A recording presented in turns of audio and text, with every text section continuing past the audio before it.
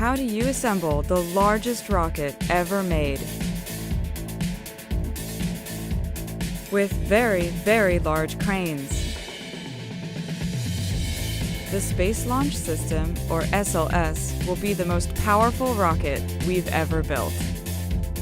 The fueled-up core stage weighs around 2.3 million pounds and measures 212 feet long. That's taller than the Leaning Tower of Pisa. We're getting ready for the countdown to send SLS into space. We have only one shot to get everything stacked up right. Here we are in High Bay 3 of the Vehicle Assembly Building. This is where the magic happens. Our crane operators are specially trained to handle loads as enormously important as SLS. Some even helped assemble the original space shuttle. We need to make sure our people and our equipment are safe during this huge lift. That's why we use digital simulations to practice lifting the fuel tank and assembling the solid rocket booster.